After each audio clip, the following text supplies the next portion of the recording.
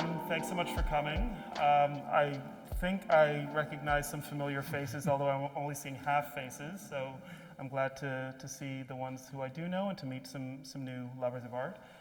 I am a little bit in foreign territory. I am a film person, and I know Ed's work primarily through the films, but I'm really glad to be here this evening because Ed was kind enough to ask me to do this talk about the films and showed me the images of Natural Order. And just yesterday I had the chance to see them in person and at full scale for the first time, and I was just dazzled by them. And I found myself being drawn into them like I am with great films. There's so much in each image, so much in each frame, and I want to talk about the films, but I kind of can't help myself. And I do want to start with the photographs that we have around us, and I hope you've had a chance to have a good look at them, because they really invite sustained observation, as the film work does as well. So I want to maybe begin, because I know your films. We've shown all three of the documentaries that you've made with Jennifer Bachwal and Nick DePonte at our festival, and we've shown them in our building as well. Anthropocene played at TIFF Bell Lightbox for months, actually, and did very well there.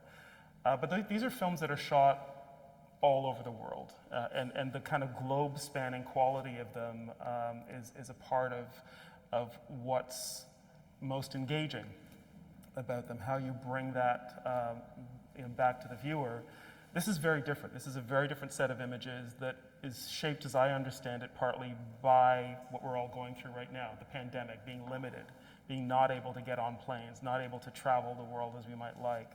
And I wanted to just ask you a little bit about how that shift was for you to move from being someone whose work is so global to someone who is shooting, I guess, almost in your backyard in the case of these films. And did that change in any way how you think about the images that you're creating? By the way, thanks for doing this, Cameron. Yeah, so this body of work is a direct result of the pandemic. And that originally in April I had planned and already booked all the different flights, helicopters, fixers, all of that, to work in Kenya and also in Ethiopia. So I had already had almost the whole month of April booked. And my calendar was pretty much solid, because usually after the Anthropocene, it did all the festivals, did the screenings and all of that. So it finally kind of gave some breathing room. And usually at that time, I'll go around and speak at universities and do a bit of a speaking tour. So I had a speaking tour lined up from March, April, May, June. Best laid plans. Yeah, and it's like I had every night almost, and every day was booked. And then by mid-March, I had an open calendar. That hasn't been part of my experience now in over 20 years. So I'm sure many of us went through that. So all of a sudden I'm up north, and I had planned to be up north anyways from about March 12th to the 22nd. I had booked it back in December. I share it with my ex, and I was going to do work on the actual Africa project. I was going to read a bit more, do some writing, do a bit more research, and so I was going to have that time to myself. And as it turned out, I stayed there for 5 months. And so then when I realized that I'm going to be isolating there, I went back to the city, got this new camera that I just used for the first time in Africa, in Madagascar. It's a phase camera, and I wanted to bring it up north, and I was just starting to learn how to work with it. Can you just explain for those who don't know what a phase camera is? Yeah, so phase camera is, I worked with a Hasselblad and 100 megapixel back, so that was considered one of the top high resolution backs. So a lot of my work, when I started in digital, it was a 40 megapixel, then it went to 50, then it went to 60, then it went to 100. And each time, as soon as I can get that next camera, I always got it, because I was always interested in doing big prints. And then I realized that I did some tests with the phase, and all of a sudden the phase was able to give me something that the Hasselblad couldn't. It was just that, it was 150 megapixel. So just for reference, your iPhone is 12 megapixels. So it's a full, 13 times more data than you can shoot on your iPhone. And it's also not just that; it's the depth of the phase. Those backs, those sensors are extremely expensive. They're in the order of 60,000 just for the back before you even get into all of the others. So you're at the level of technology that is the actual edge of quality. And I wanted to learn this camera more. I wanted to learn about how you can actually do something with it that wasn't possible with film or even my earlier cameras. And one of the things was the ability to have as much of the image in focus as I want through a process called focus stacking. So I could have all of it in focus, or I could then have halfway in, by being able to use the optimum part of the lens and just do an incremental series of images. So it had to be very kind of calm days. You couldn't have windy days, because as soon as the branches started to move, then the software couldn't understand what it was doing, and it would fail, and you get all this kind of messed up imagery as a result of it. So many of these images, most of them have been stacked. In fact, it started with that one. It was early March, and if you look at the foreground of that image, it's maybe 4 or 5 feet away from the camera. And if you look in the very, very back top right, that's more than 100 feet away from the camera. There's no way one singular lens and depth of field could ever manage to get from there to there all sharp.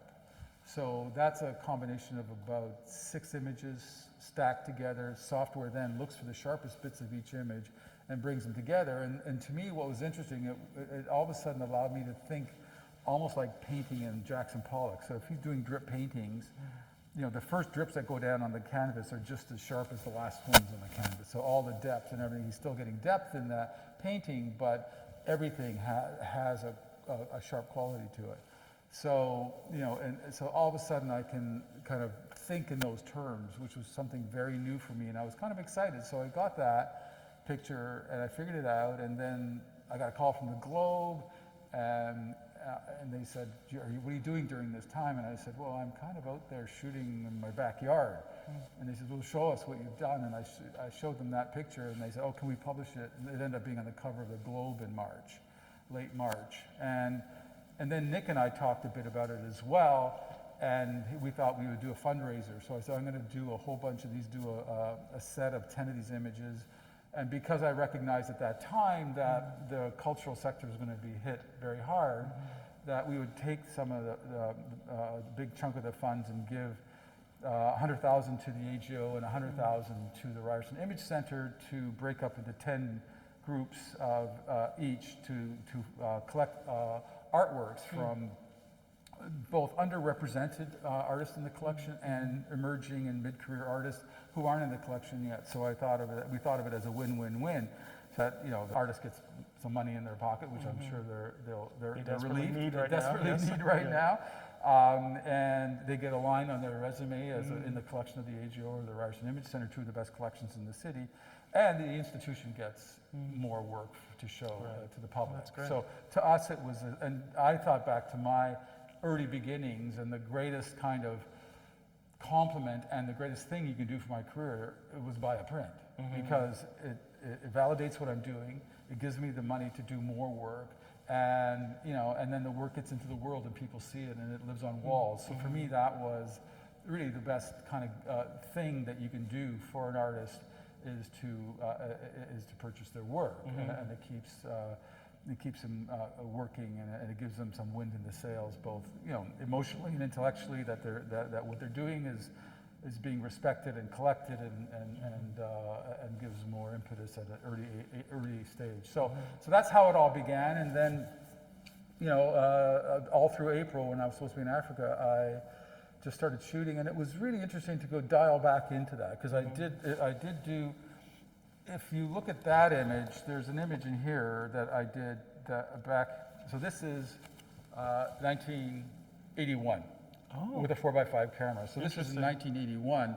If you look at if you look at that image of the snow, in the back of my mind, I was thinking of this image. That this is where I kind of left off in 1981 and went on to do the man-altered landscapes.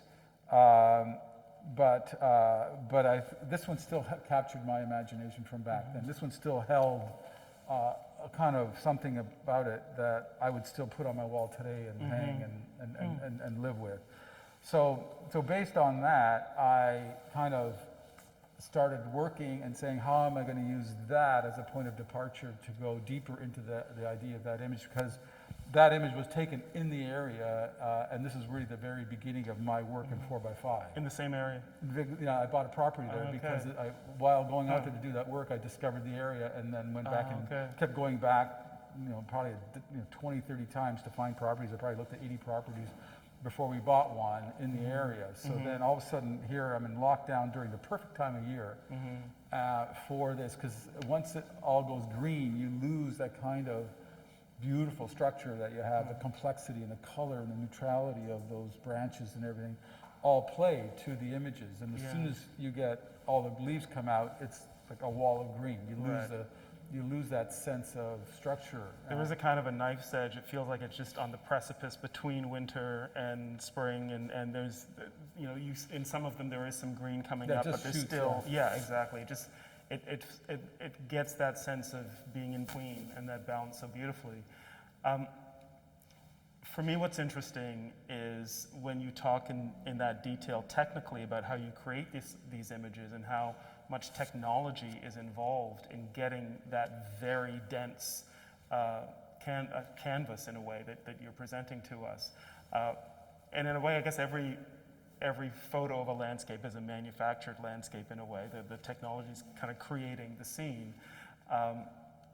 And that leads me, obviously, to the film work, and I'm interested in the evolution of how you worked with two filmmakers in the film work.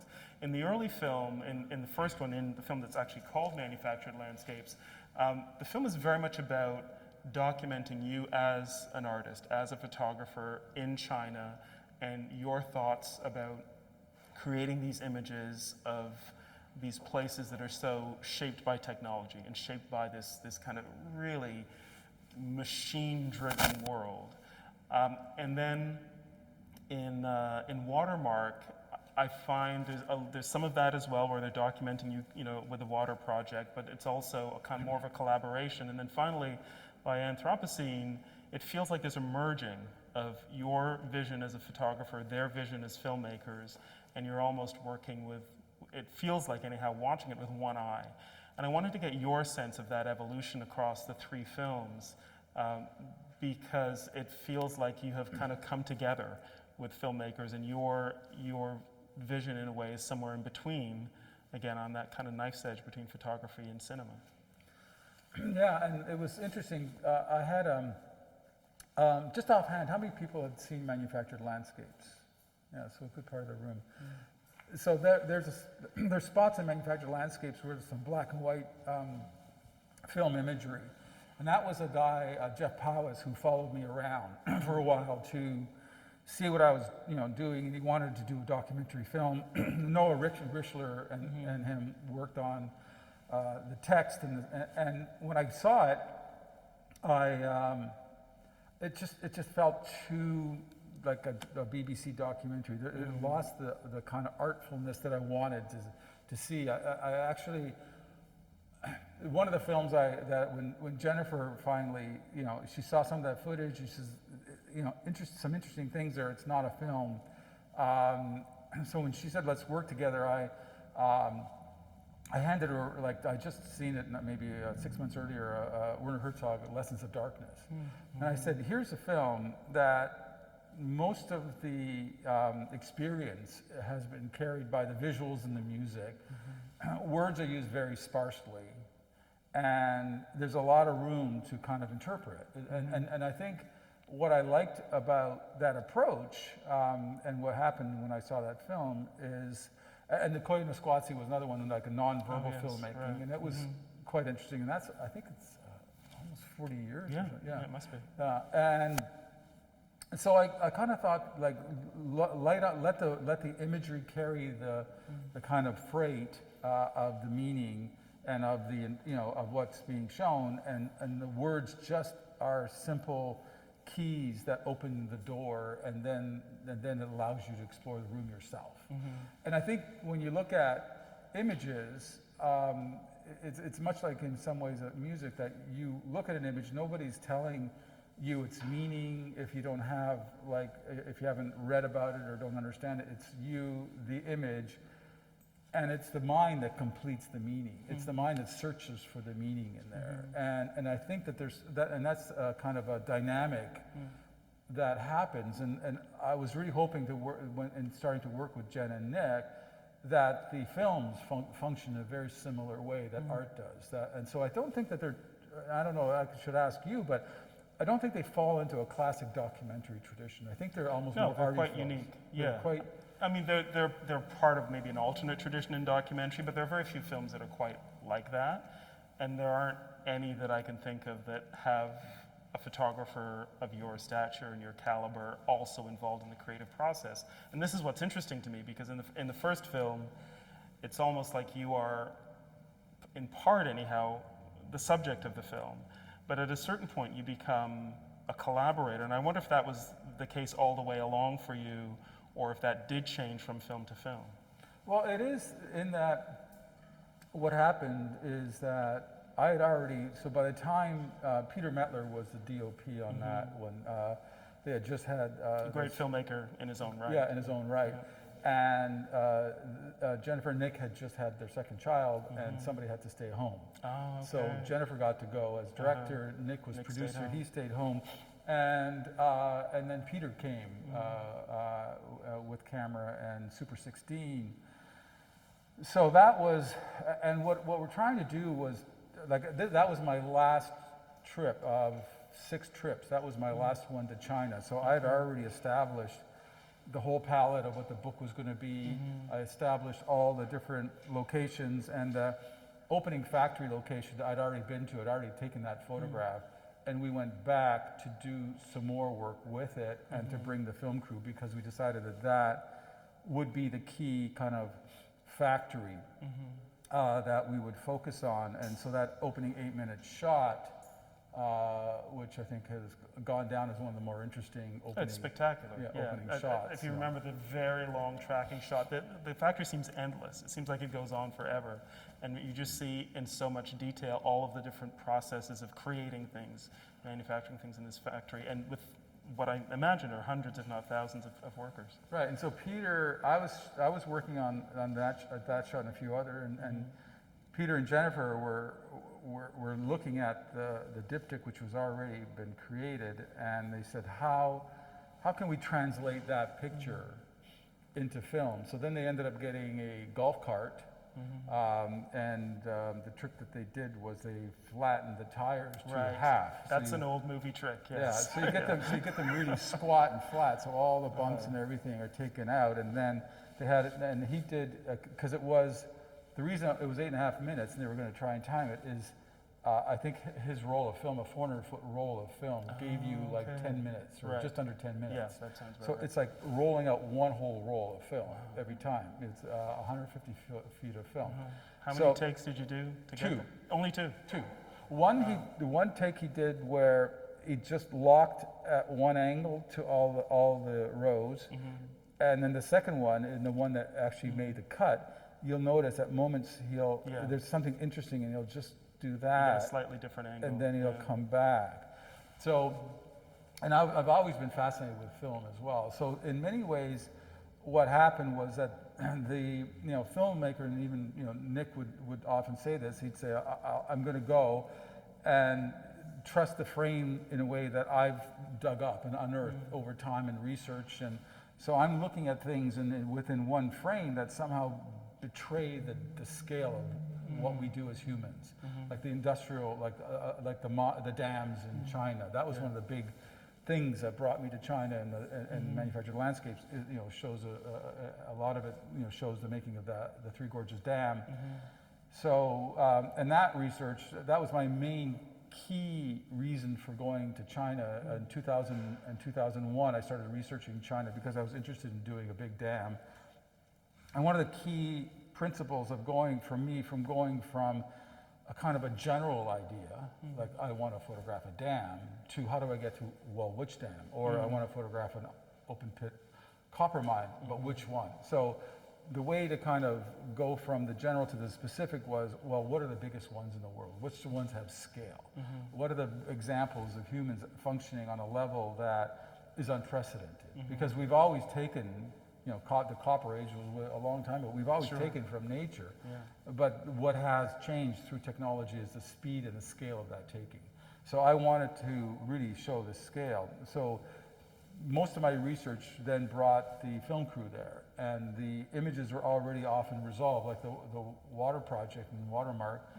I was already well over 50% through the project, and then they came in and they saw what was done. We went back to certain things, and it's interesting because some things we go back to, some things were new that we go to all together, and there are other places that they also went that I never got any stills out of it either. So there was a bit of, you know, these things weren't like linear and perfect. They just would be able to evolve on their own kind of. And you were discussing with Nick and Jennifer all the way through in terms of what you would shoot and where we're going to shoot. Right. Yeah, and Anthropocene was really the full collaboration. At that point, I had chosen no locations. We started doing research in 2014.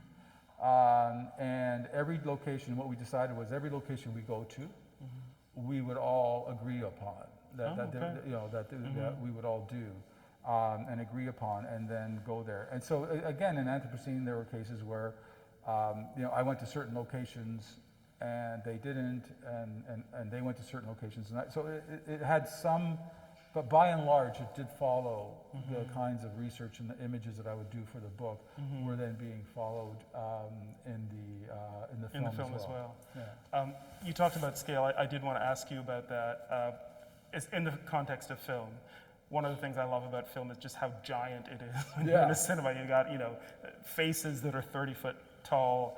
And your work has always often dealt so much with the scale of the project, whether it's a mine or a natural landscape, even just the scale in Anthropocene of the burning of those elephant tusks.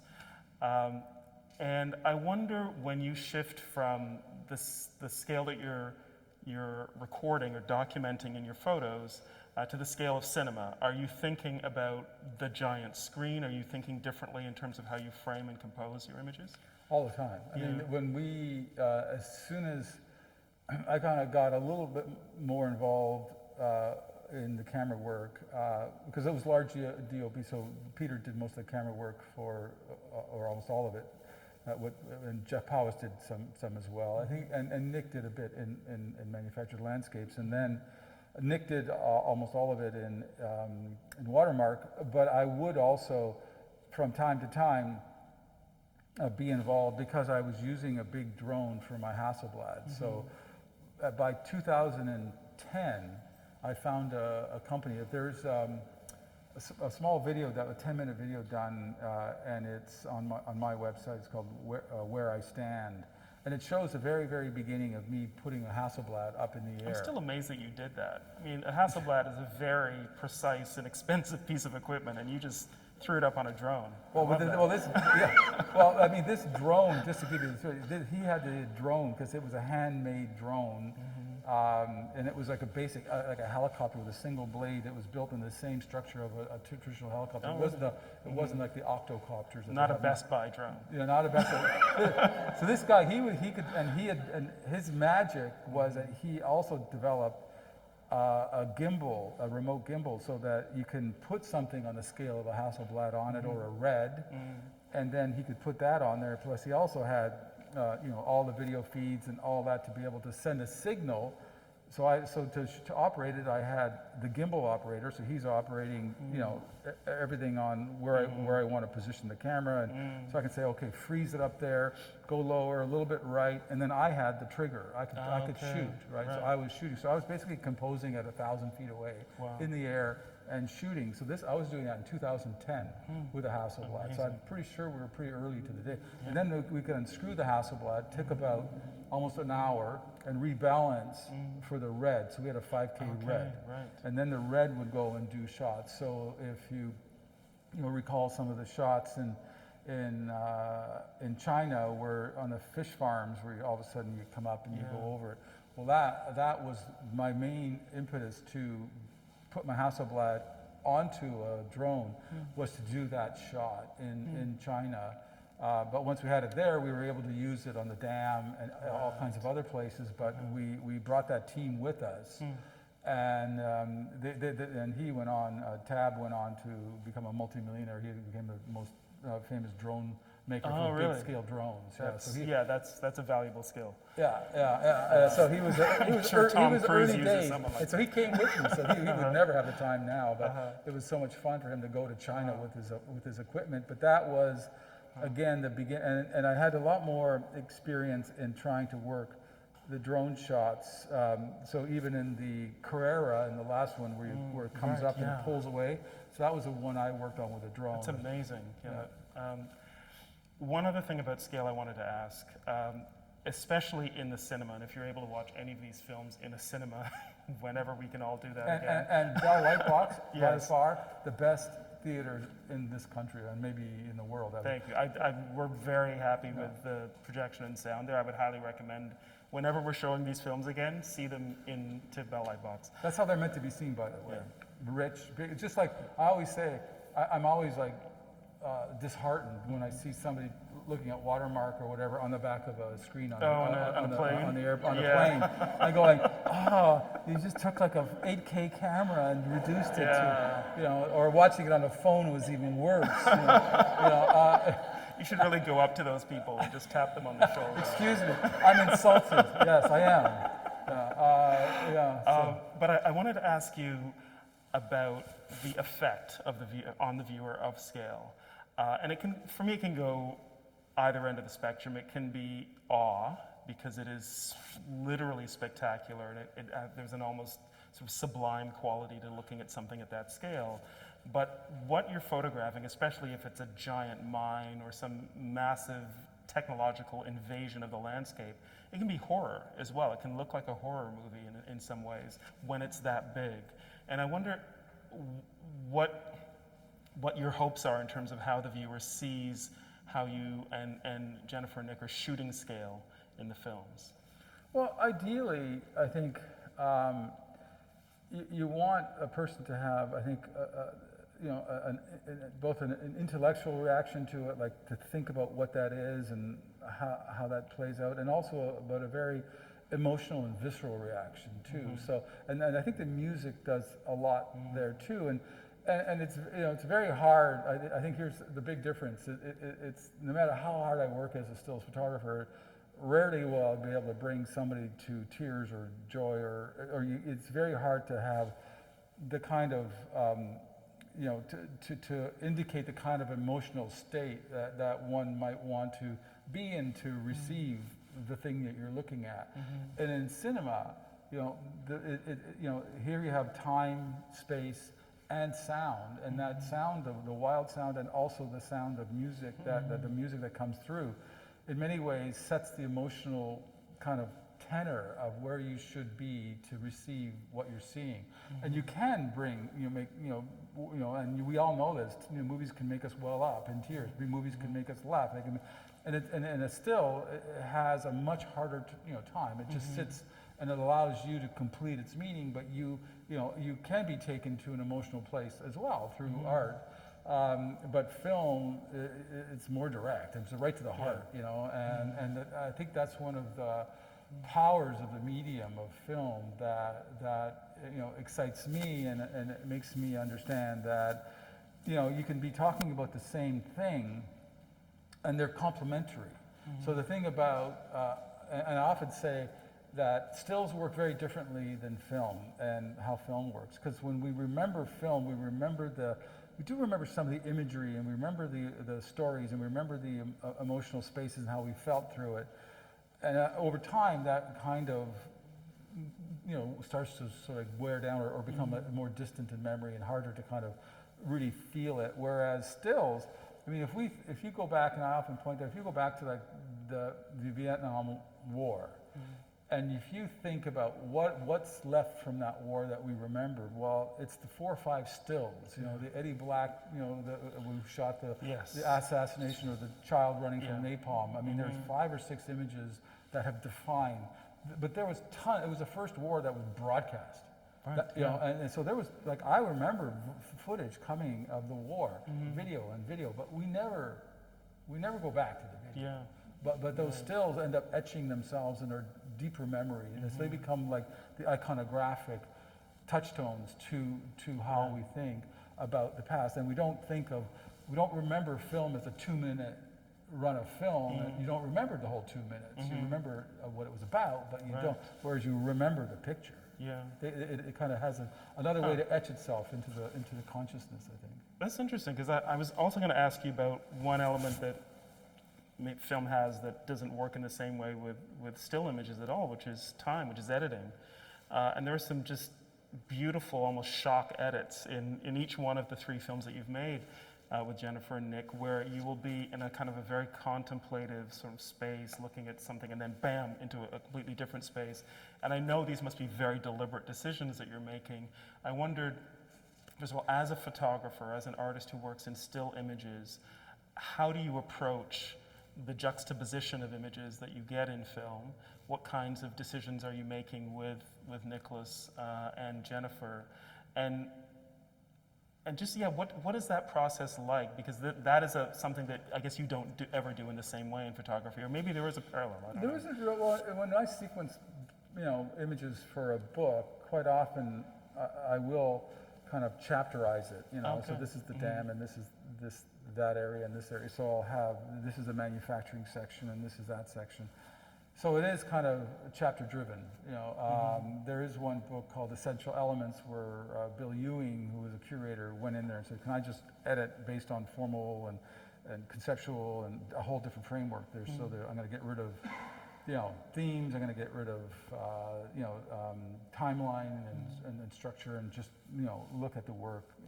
And that's kind of almost more like film. And those breaks, I think, are really interesting, because I think in terms of, we are so sophisticated now in watching film that you can actually,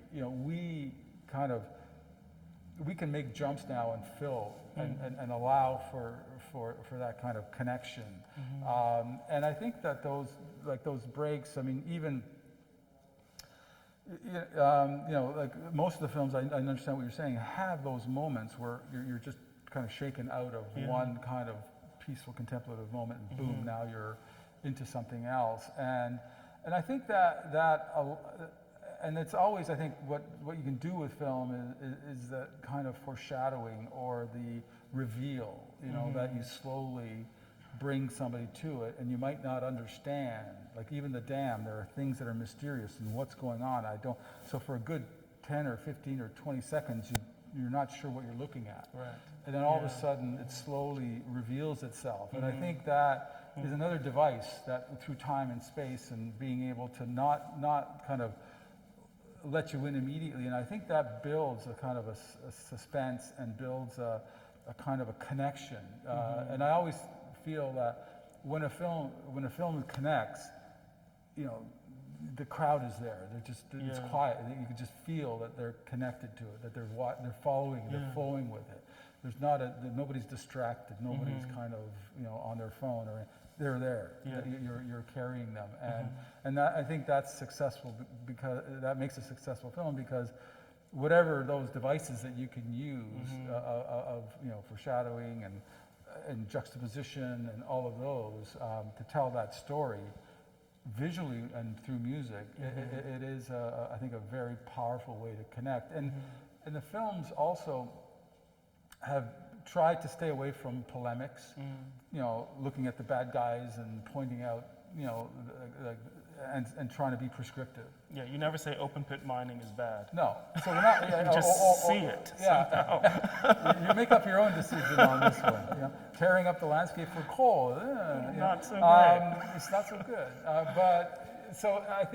But I think you trust the audience. And what Jennifer, myself, and Nick always believed is that if you arrive at a conclusion of a deep feeling about something we're doing has got issues, it makes me worried. There's a sort of a mild anxiety or a mild dread in what you see, because there's something going on there that we need to know more about, and it's changing what's happening to the planet. If you end up arriving at that place on your own, you own it more than I think Right. when somebody Yeah. tells you this is how you should receive this information and this is what it's about. So we do like to think, and I think as educational films, I'm constantly hearing that these films reappear as teaching tools. Yeah. So you show the class the film, and you say, what did you see? And in the what did you see, it opens channels of people coming from a religious or a left or a right position and talking about what they saw, but nobody there has been offended. They can all approach the material and say, well, I didn't say that my beliefs were wrong or right or anything. It's just saying, here it is. Deal with it. You know? And also, you know, I think there's an emotional process and an intellectual process that you're seeing operate almost on parallel tracks or interwoven in the films. And films do have that very strong emotional power sometimes as a result of the images and the sound together. But there's also, I think, a sense of, like, you mentioned the image in the marble quarry in Italy, in Carrara, where it starts, you know, with one image and then you know, pulls out, and then you do see the scale of it, and it is both beautiful because you admire just the visual pleasure The cathedral, like. yeah, exactly. Yeah. Just being surrounded by this beautiful marble. But then you also see how invasive this is in the landscape.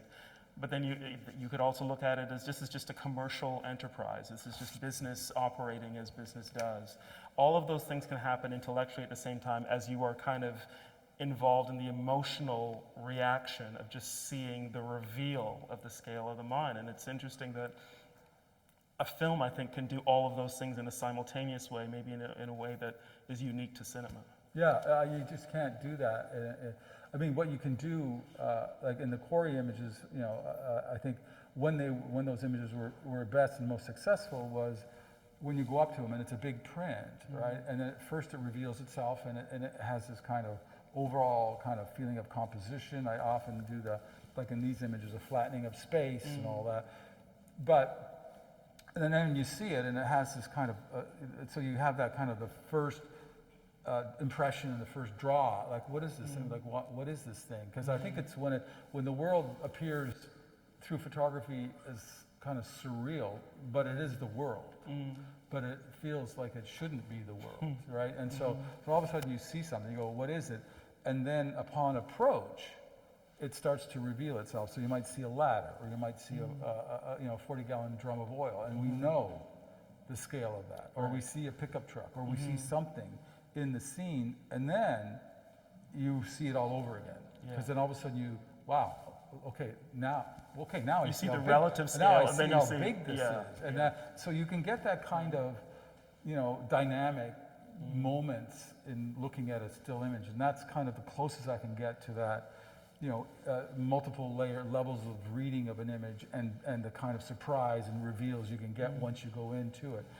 But film just does it, you know, in such a elegant way, and you have time. You could just guide you through it, and you end up kind of going for a journey, you know, with the filmmaker or with the images to, you know, and carrying the viewer through. So, no doubt, it's an incredibly, you know, one of the most powerful storytelling tools that we've ever come up as a species. I'm sure you'll agree with that. Yeah, seems to be, keeping my interest. It does make me wonder, even with how productive the collaboration with Jennifer and Nick has been, have you ever been tempted just to go off and make your own film? I toss that idea around. Yeah. It's a lot of work. I mean, Yes, yes it is. But you do a lot of work already. I do a lot of work. Yeah. I think it's going to come. I think I'm, you know, kind of getting seasoned enough, and I think I have, you know, some early ideas, and so I think I wanted to at least from Anthropocene was a kind of in terms of a project. It was, you know, huge in scale, and it took the 2 years leading up to 2018, and then the year and a half after that was some of the most intense years. You know, and because we did the AGO exhibition, the National Gallery exhibition simultaneously, and we also worked with a third museum in Bologna together right, on that as well. And then, you know, we did the launch of the film at TIFF at this exact same time. So we launched within a week the film and 2 museum shows and 2 books. You know, the big Anthropocene book and the smaller book. So it was That's a lot. Yeah. It was a lot. Huh. Well, I can't wait to see what you do make if you do go ahead and make a film on your own. The films, of course, are in conversation with your own photographic work, but I wonder if, as you're making the films, if there are other films that you're also thinking about. You mentioned Herzog at one point. Are you looking at films? Are you referencing other pieces of cinema? I just recently rewatched Koyaanisqatsi, actually. Oh, okay, yeah. And again, I was just trying to, you know, understand the music. I mean, that was Philip Glass music, and just the complete nonverbal aspect. And I think that one, I mean, they did a couple other ones. They did Baraka, and they also, I think, the Kronos was another one that was done with Jeffrey Reggio, but there's something interesting because, you know, there's of the emphasis on, you know, the frame and on the image. Like it's almost like when a stills photographer who comes out of stills goes to a film camera. It's kind of if you